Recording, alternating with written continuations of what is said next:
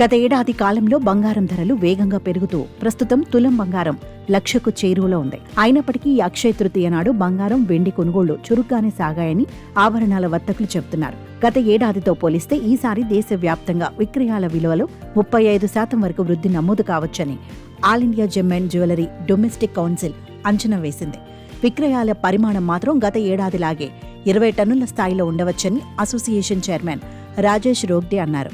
ఢిల్లీ మార్కెట్లో 10 గ్రాముల బంగారం 98,550 పలికింది.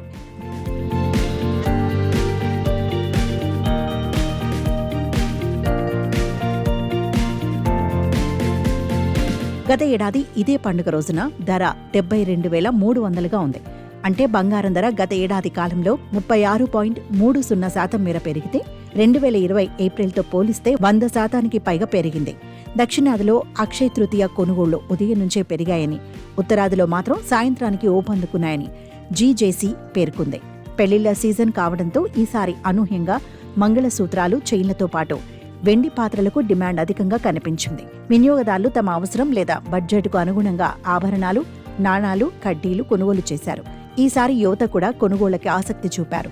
50% కొనుగోళ్లలో వినియోగదారులు తమ పాత బంగారాన్ని మార్చుకున్నారని PNG Jewellers chairman Saurabh Gadgil అన్నారు.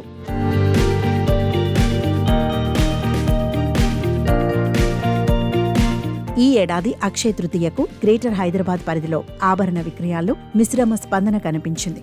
అధిక ధరల కారణంగా బంగారం కొనుగోలుకు ఎక్కువ మంది ఆసక్తి చూపలేదని వ్యాపారులు తెలిపారు. షాపులను సందర్శించిన కస్టమర్లలోనూ అధిక శాతం చిన్న మొత్తాల్లో కొనుగోళ్లు జరిపారని, వెండి కొనుగోలుకు ప్రాధాన్యమిచ్చారన్నారు. ఇక అధిక మొత్తంలో బంగారం కొనుగోళ్లలోనూ వివాహ సంబంధిత జ్యువెలరీని అధికమని పేర్కొన్నారు. ఈసారి 12,000 కోట్ల విలువైన 12 టన్నుల బంగారం, 4,000 కోట్ల విలువైన 400 టన్నుల వెండి విక్రయాలు జరగవచ్చని the Confederation of All India Traders అంచనా వేసింది. అక్షయ తృతీయ తర్వాతి రోజు బంగారం ధరలు భారీగా దిగివచ్చాయి.